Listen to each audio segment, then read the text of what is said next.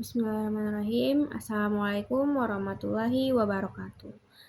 Halo semuanya, kami dari kelompok 10 Psikologi Islam akan menyampaikan materi tentang psikoterapi dalam Islam.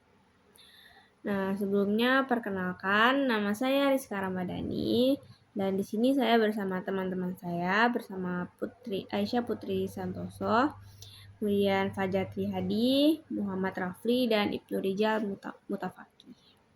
Oke, langsung saja kita masuk ke materinya.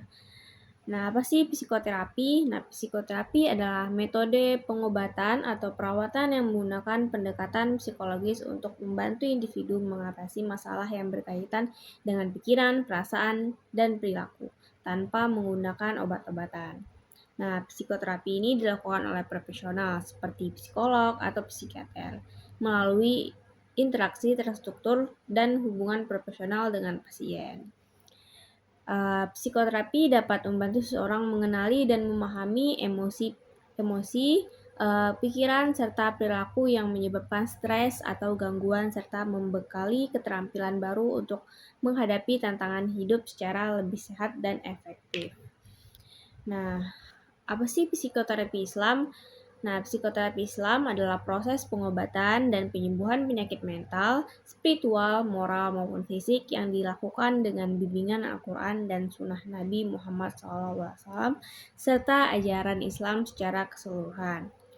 Nah, psikoterapi Islam tidak hanya fokus pada aspek psikologis, tetapi juga menekankan pentingnya keimanan dan kedekatan kepada Allah Subhanahu wa Ta'ala sebagai sumber kekuatan utama dalam penyembuhan jiwa.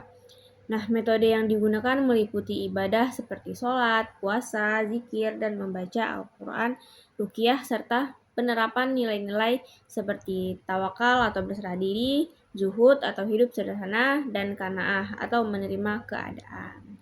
Oke, mungkin akan dilanjutkan oleh teman saya, Aisyah. Oke, baik. Selanjutnya, saya akan menjelaskan mengenai tujuan dan juga manfaat dari psikoterapi dalam psikologi keseluruhan. Yang pertama, saya akan menjelaskan tujuan psikoterapi. Tujuan psikoterapi yang pertama adalah mengembalikan keseimbangan jiwa. Islam memandang manusia sebagai makhluk yang terdiri dari jasad, akal, dan ruh. Nah, jika salah satunya terganggu, maka keseimbangan akan rusak. Psikoterapi Islam bertujuan menyeimbangkan ketiganya, bukan hanya menyembuhkan mental, tapi juga memperkuat rohani. Seperti contohnya, seseorang yang gelisah itu bisa diarahkan untuk memperbaiki hubungan dengan Allah lewat berzikir dan juga sholat. Kemudian, tujuan yang kedua yaitu menyucikan dan membina jiwa atau biasa disebut sebagai tazkiyatun nas. Nah, ini adalah tujuan utama Islam, yaitu menekankan pentingnya menyucikan hati dari penyakit seperti iri, dengki, sombong, dan juga malas beribadah. Psikoterapi dalam Islam membantu seseorang menyadari dan mengobati penyakit-penyakit hati tersebut. Dengan demikian, seseorang tidak hanya sembuh dari masalah, tetapi juga tumbuh menjadi pribadi yang lebih baik. Kemudian, tujuan yang ketiga yaitu menguatkan iman dan ketakwaan. Ketika seseorang sedang sakit jiwa atau mental, biasanya mereka merasa jauh dari Allah, merasa hidupnya tidak berarti. Nah, melalui terapi Islami ini, seseorang tidak diajak seseorang diajak untuk kembali kepada Allah, memahami ujian hidup dan memperkuat tawakal serta sabarnya. Dengan begitu, penderitaan bisa dilihat sebagai jalan menuju kematangan iman. Tujuan yang keempat yaitu membantu menemukan makna dan arah hidup. Banyak orang yang kehilangan arah, merasa hampa, bahkan depresi karena tidak tahu untuk apa dia hidup. Nah, psikoterapi Islam membantu seseorang memahami bahwa hidup ini adalah ujian dan tempat beribadah kepada Allah. Artinya, hidup itu punya arah, yaitu menuju keridhaan Allah.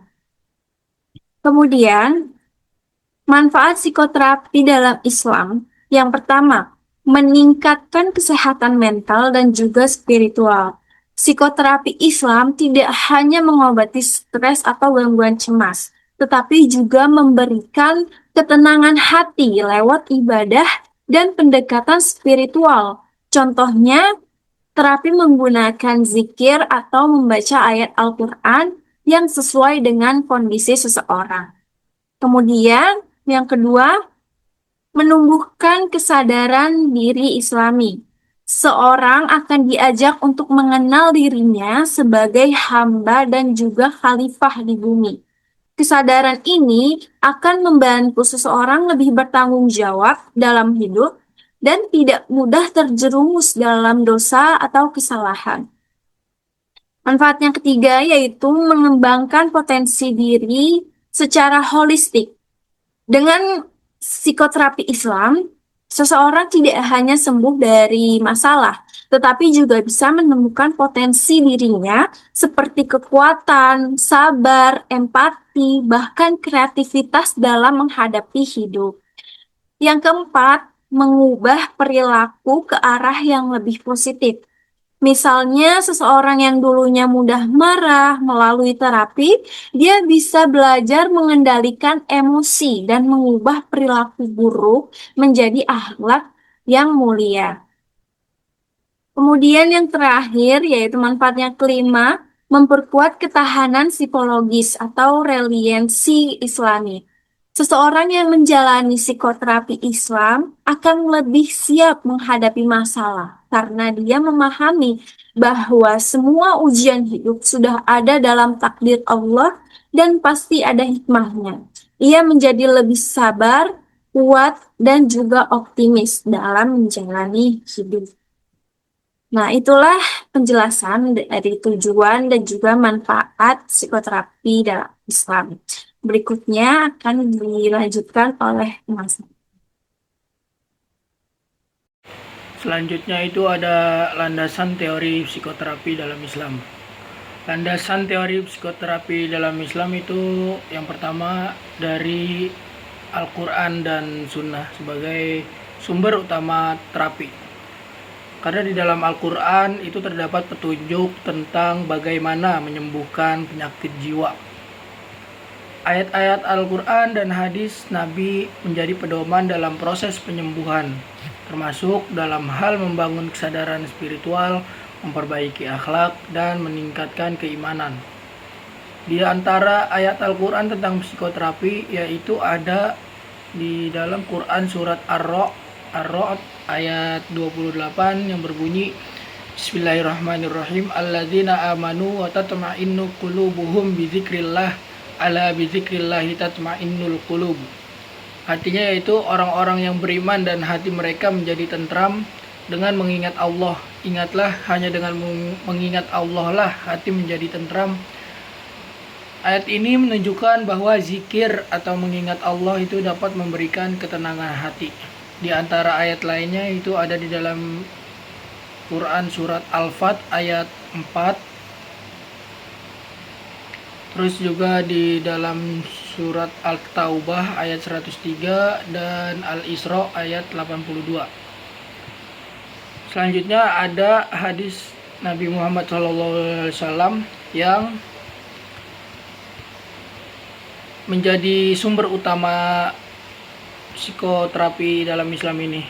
Di antaranya itu adalah hadis Nabi yang menganjurkan untuk berwudu dan sholat ketika merasa gelisah atau sedih.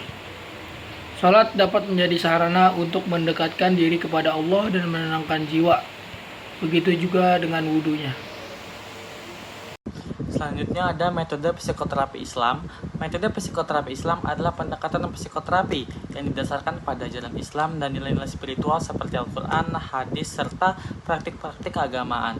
Tujuannya adalah untuk menyembuhkan gangguan psikologis dan memperkuat hubungan individu antara Allah serta meningkatkan ketenangan jiwa dan kesejahteraan spiritual. Metode yang pertama yaitu ta'ziyatun nafs atau penyucian jiwa dengan fokus untuk membersihkan jiwa dari sifat-sifat buruk seperti sombong, iri, marah, dan menggantinya dengan sifat-sifat terpuji. Teknik dari metode ini yang pertama adalah muhasabah atau introspeksi diri, yang kedua ada tobat seperti memohon ampunan, lalu ada zikir dan berdoa, lalu juga menghindari maksiat dan mendekatkan diri kepada Allah. Metode yang kedua yaitu terapi zikir dan doa dengan fokus untuk menenangkan hati dan pikiran melalui zikir dan doa.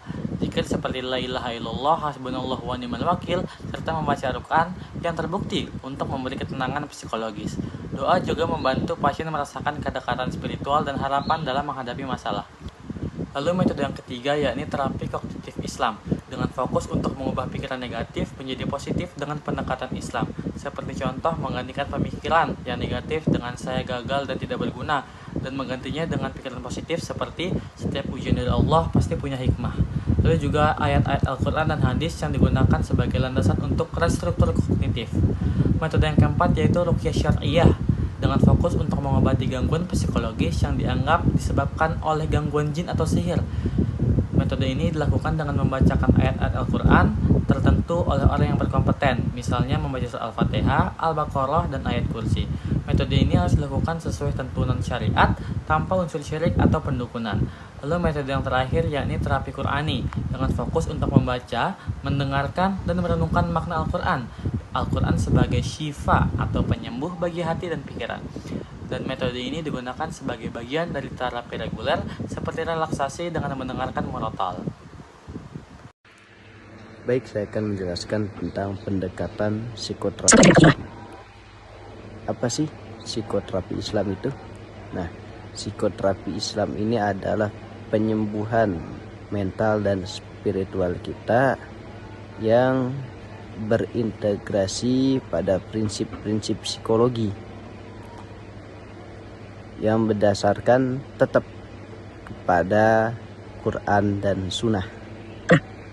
Nah, di sini kita ada 4 komponen yang dibahas dari psikoterapi Islam ini. Jadi ada 4 yang perlu kita ketahui. Yang pertama itu ada konsep dasar dari psikoterapi Islam.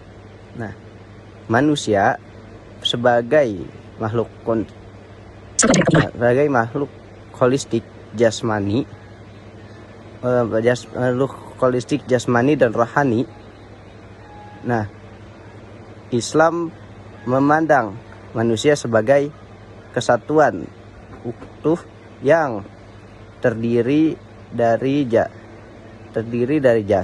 jasad, ruh, dan akal. Nah, gangguan psikologis bisa berasal dari tidak keseimbangan pada salah satu aspek. Ya, fitrah manusia dilahirkan dalam keadaan suci. Nah, fitrah dengan kecenderungan alami pada kebaikan dan tauhid, mengesahkan Allah. Masalah muncul ketika fitrah ini terkontaminasi atau menyimpang ujian dan cobaan kehidupan. Nah, kehidupan dunia. Nah, adalah ujian, masalah, dan kesulitan. Nah, ini adalah bagian dari takdir. Bagian dari takdir Allah untuk menguatkan iman dan karakter konsep dosa dan pahala perbuatan.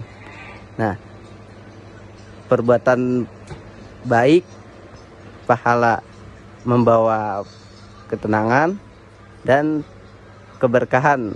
Sementara dosa membawa kegelisahan. Dan penderitaan.